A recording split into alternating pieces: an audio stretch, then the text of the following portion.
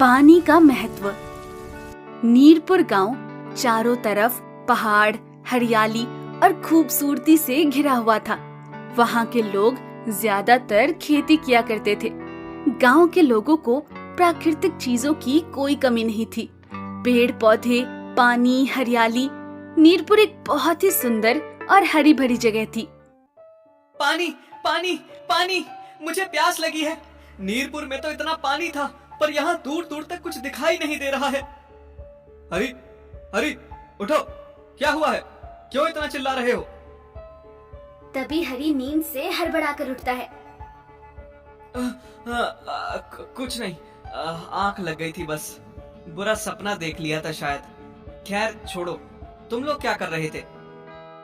हमेशा की तरह बारिश होती रहेगी और हमारे खेत ऐसे ही रहेंगे। हाँ भाई, अगर नीरपुर में बारिश और पानी नहीं होगा तो कहाँ होगा? साक्षात देवताओं का वास है हमारे गांव में। कभी किसी चीज की कमी नहीं होती। गांव के कुछ और लोग चौबारे के पास अपने खेतों और फसलों की बातें कर रहे थे। तभी वहाँ पर गांव के एक बड़े बुजुर्ग बाबा किरोड़ी मल आ जाते हैं। तुम्हें पता भी है, आने वाले समय में पानी सबसे बड़ा संकट बनेगा। हो सकता है कि तीसरा विश्व युद्ध भी पानी की वजह से ही होगा। अभी अभी देखे बुरे सपने की वजह से हरी का ध्यान किरोड़ी मल की बातों पर जाता है। बाबा, आप कैसी बातें कर रहे हो? हमारे पास इतने सारे तालाब, कुएं और झरने हैं, ऐसे कैसे पानी खत्म हो जाएगा? चारों तरफ तो पानी ही पानी है। वही तो समस्या है बेटा, तुम लोग समझ नहीं रहे। ये जो दिख रहा है ये बस आज है। थोड़ी दूर जाकर देखोगे तो तुम्हें कोई झरना, पानी, तालाब नहीं मिलेगा। पर ऐसा क्यों होगा बाबा? जब मैं छोटा था तो लगभग 100 किलोमीटर के दायरे में खूब तेज बारिश होती थी, और आज देखो बस 10 किलोमीटर ही रह गई है। समय बदल रहा है बेटा, थोड़े दिन जाने दो, हमारा भी पानी खत्म हो जाएगा। अब बाबा किरोड़ी मल की ऐसी बातें सुनकर रामू और श्याम दोनों सोचने लगते हैं और बोलते हैं। हाँ बाबा, लेकिन इतनी जल्दी पानी खत्म होने का तो मतलब ही नहीं बनता। ऐसे थोड़ी हो सकता है। हाँ बाबा, रामू बिल्कुल ठीक कह रहा है। अब तुम इसे ऐसा ही देख लो, 10 किलोमीटर के बाद वाले गांव में बारिश नहीं हो रही तो वो हमारे तालाब से पानी भर रहे हैं। तभी वहाँ पर गांव का एक और व्यक्ति रमेश आ जाता है और आकर बोलता है। हाँ बाबा, मुझे भी ऐसा ही लगता है। तुम लोग देख लेना, अगले साल बिल्कुल भी बारिश नहीं होगी। देखो, अब तो इसने भी कह दिया, अब तो बारिश नहीं होगी। सब लोगों को बाबा किरोड़ी मल की बातों का ज्यादा असर तो नहीं पड़ता, लेकिन रमेश के मुंह से ये बात निकलते ही सब परेशान हो जाते हैं, क्योंकि गांव में सभी का मानना था कि रमेश जो भी अपने मुंह से निकालता है वो सच हो जाता है, और बुरी चीज तो खास तौर पर। बाबा, आपका तो पता नहीं, लेकिन अब इस काली जुबान ने बोल दिया, अब नहीं होगी बारिश। गई हमारी फसल भी और खेत भी। बोल तो दिया है, लेकिन इसका कोई उपाय तो होगा। अब आगे क्या करना है ये बताओ। इस बात के बाद सभी गांव के व्यक्ति बहुत परेशान हो जाते हैं और जवाब के लिए बड़ों की तरफ देखने लगते हैं। देखो, इसका एक उपाय है मेरे पास। अभी अगले साल को आने में 2 महीने बाकी है। सब मिलकर एक काम करते हैं, जितना हो सकता है बारिश का पानी इकट्ठा कर लेते हैं। अगले साल सिंचाई और व्यापार के काम आएगा।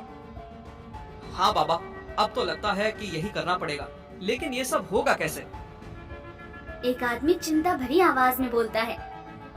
हाँ, लेकिन पानी को भला कोई कैसे इकट्ठा कर सकता है?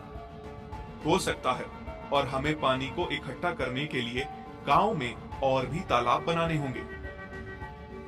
अब सारे लोग बाबा किरोड़ी मल के कहे मुताबिक काम में लग जाते हैं। सभी लोग मिलकर गांव में खुदाई कर और कई सारे तालाब बना देते हैं। सारा काम होने के बाद गांव के लोग फिर से इकट्ठा होते हैं। हमने तालाब तो बना ही दिया है, काश अब अगले साल पानी की परेशानी ना हो। हाँ, तुम सही कह रहे हो। तालाब में इकट्ठा होने वाले पानी से मदद तो मिलेगी, लेकिन इतना करना अभी भी काफी नहीं है। हमें हमारे गांव के आसपास जितने भी 4-5 पहाड़ हैं, उन पे पेड़ लगाने होंगे। लेकिन बाबा, पेड़ क्यों? देखो, हमने पानी इकट्ठा करने का तरीका तो ढूंढ लिया, लेकिन एक साल में उतनी ही बारिश होती है कि साल की भरपाई हो जाए। अगर हम ज्यादा से ज्यादा पेड़ लगाएंगे तो इस इलाके में और भी बारिश होगी, जिसमें ज्यादा पानी इकट्ठा होगा। सही है, तो हम एक काम करते हैं, हम 2 महीनों में पहाड़ों को पेड़ों से भर देते हैं। अब बाबा के कहे अनुसार गांव के सभी लोग पेड़ लगाना शुरू कर देते हैं। देखते ही देखते चारों ओर पहाड़ियां पेड़ों से भर जाती हैं और हरी भरी हो जाती हैं।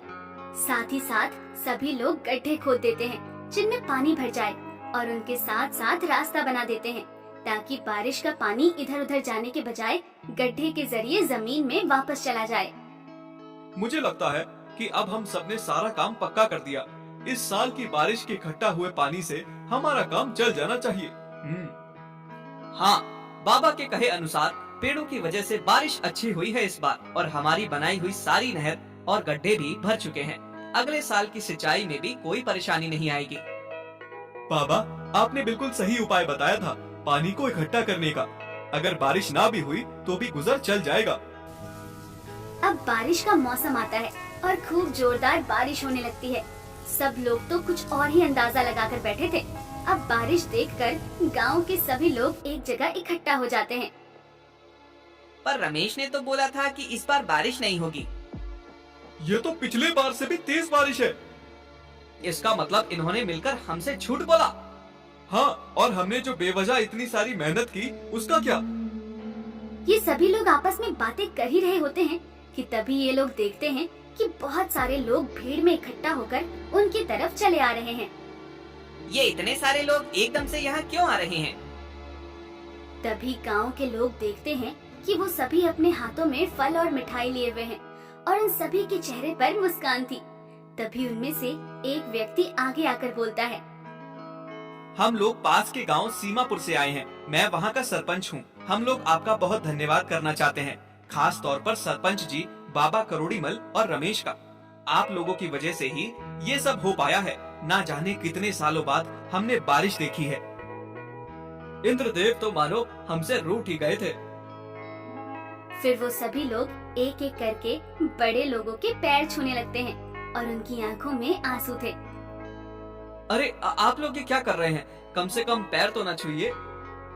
ये तो बहुत छोटी सी चीज है बाबा। जो आपने हमारे लिए किया है उसका एहसान तो हम कभी नहीं भूलेंगे। तभी बाबा किरोड़ीमल आगे आकर बोलते हैं, ये कोई एहसान वगैरह नहीं था। दरअसल हमें पता था हमारे यहाँ इस साल हर बार की तरह बारिश होगी। तो फिर आपने हमसे इतनी मेहनत क्यों करवाई?